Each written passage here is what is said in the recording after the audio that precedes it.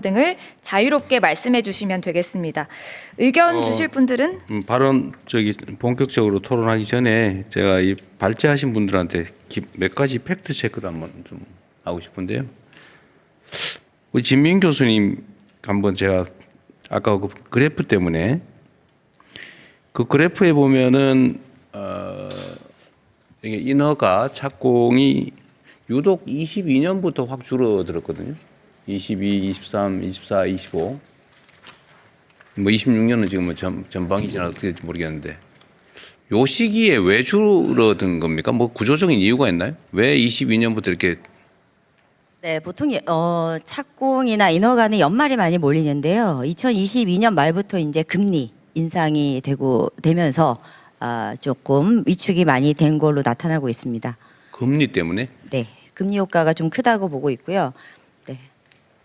예를 들면 뭐 어떤 정책 당국의 뭐 정책 의지나 이런 것들이 반영된 건 아닌가요? 네, 정책적인 것보다는 러우 전쟁과 그때 사실은 코로나를 지나면서 상당히 글로벌 공급망의 차질이 빚었고요.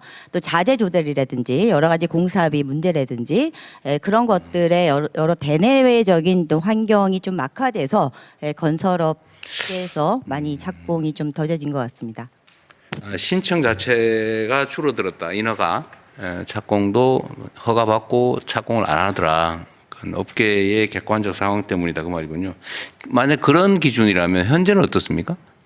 현재도 그 맥락이 계속 유지가 되고 있는 것 같은데요. 특히나 이제 사실은 대기업과 같은 경우는 이제 민간 재건축 수주로 굉장히 사실은 아주 시장이 그래도 잘 굴러가지만 비주택이라든지 그동안의 중소 주택 건설 사업자분들이 사실은 전체 건설업의 90% 이상을 차지하고 있습니다. 근데 이분들이 사실 참여하는 이 시장이 상당히 많이 좀 가라앉았다고. 네, 지금도 이제 금리가 다시 상승기로 접어들었고 전에는 어쨌든 하락을 계속 뭐 정책적으로 노력했다고 그럴까? 뭐 그런 쪽이었는데 이제는 객관적인 경제 상황에 맞춰서 금리는 오르는 방향으로 턴했고 내 보기에 국제적인 물가나 이런 상황도 그리 뭐 자재 조달이나 이런 것도 쉽지 않고 또 PF 상황도 그렇게 확실히 개선된 것도 아닌데 그럼 인허가가 계속 이런 경향이 유지될 가능성이 많다는 거겠죠 그러면? 네, 상당히 우려되는 예측상으로는. 네, 알겠습니다. 그 김영도 연구원님한테 한번 또 확인 좀 하겠습니다. 일단은 아까 거시 건전성 관리 부담금 이런 게 이제 새로 구상할 만하다. 다만 논쟁이 많을 거다 이런 말씀이신 것 같습니다. 근데 이게 이제 고가 주택 또는 호화 주택 뭐 이런 데 대출을 활용하게 하는 것은 정책적으로 바람직하지 않으니까 여기에다 일종의 부담금을 부과해서 뭐 서민주거 확보나 이런 데 쓰는 게 오히려 맞겠다 이 말씀이신 것 같아요, 그죠? 네, 맞습니다. 그런데 지금 여기서 만약에 고가주택 대출 담보대출에 어떤 부담을 가한다면 이제 그 대상을 정할 때 지금은 고가주택을 매입할 때 매입 자금, 주택 구입 자금 대출은 거의 안 된다고 봐야 되잖아요. 네, 맞습니다. 그러면 제가 이해가 좀 부족해서 그런데 그렇게 이제 담보 없이 부동산을 내가 취득한 다음에 그 다음에는 예를 들면 주택 구입 자금이 아니고 일반 용도의 대출 때 담보로 제공하는 건 제한이 없는 겁니까? 현재로서는 주택과 관련해서는 총량 규제에 의해서 6억, 4억, 2억 형태로 이제 올라갈수록 좀 줄어드는 형태로 알고 있는데 일반 목적일 때는 아마 목적을 확인하는 것으로 제가 예를 들면 이제 사업 자금, 운영 자금 대출을 받을 때 금융기관들이 담보로 받을 때는 그 제한이 없다. 과거에서는 그거를 확인하지 않았으나 최근에는 그 자금이 부동산 쪽으로 가는지를 아마 모니터링하고 있는 것으로 제가 파악. 아니, 그러니까 내 말은 그건 이제 기만을 했을 경우에 이제 사후 대책이고 주택 구입 자금이 아니고 내가 회사 운영 자금으로 또 10억, 20억이 또는 50억, 100억이 필요하다. 근데 담보로 뭐 공장 부지, 건물, 뭐 특허권 더하기 내 개인적으로 가지고 있는 집, 뭐 100억짜리 뭐 이런 것도 하겠다 할 때 담보로 잡아준다 그 말입니까? 네. 공장 부지라든지 그런 사업성 목적에 의해서는 담보로 잡아주는 것으로 알고 있는데 아니 그건 당연하고 내 말은 그 일반 대출의 그 고가 주택 그러니까 취득 자금 담보로는 허용되지 않는 주택이 일반 대출의 담보로 사용되냐 그 말입니다. 다른 목적으로 사용할 때는 1억까지만. 아 참. 다른 목적 얘기 아니고 물론 그걸 전제로 하는지 모르겠는데 그거는 안 된다는 뜻입니까? 된다는 뜻입니까? 되기는 되는데 제한적으로 됩니다. 규모에 제한이 있습니다. 고급 주택을 담보로 제공하는데 일반 담보로 제공하는데 제한이 있다는 거예요? 네. 어떤 제한이 있습니까? 규모에 제한이 있습니다. 규모의 제한이 뭐죠? 1억까지만.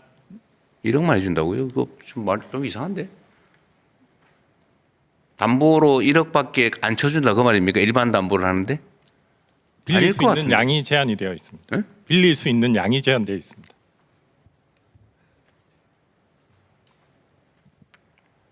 혹시 아는 분이 있어요? 네, 한번 얘기해 보십시오.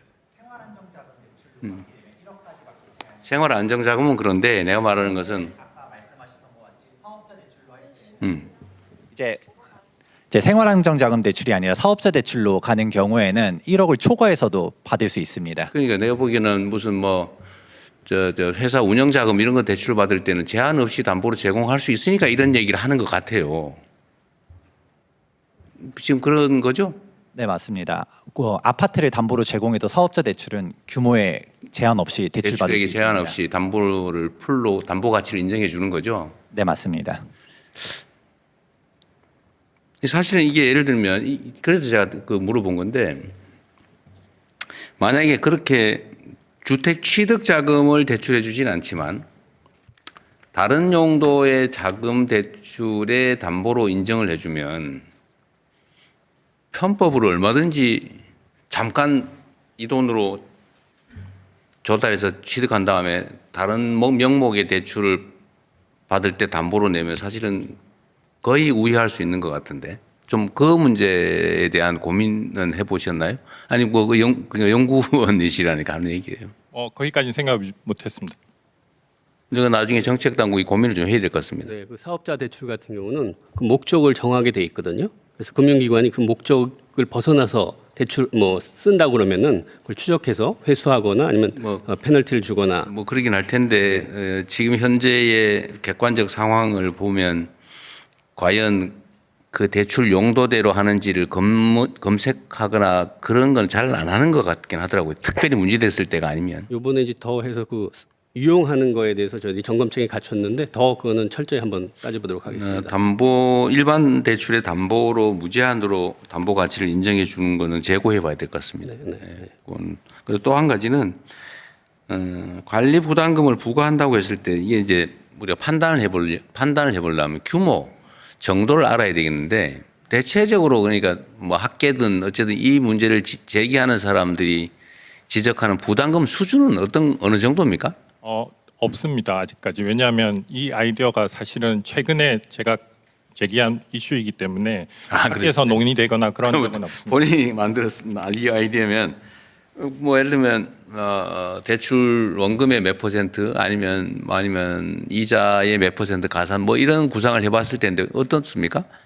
그 저희 금융토론회에서 제가 그 예시를 든 게 10억 정도이면 한 1% 정도. 1% 정도. 네, 알겠습니다. 네. 근데 이게 꽤 저항이 많을 거다. 새로운 제도라서 그런 말씀이신 것 같네요. 네. 알겠습니다. 그냥 일반 토론을 진행하시죠. 네, 참석자 여러분의 의견 들어보겠습니다. 말씀 주실 때는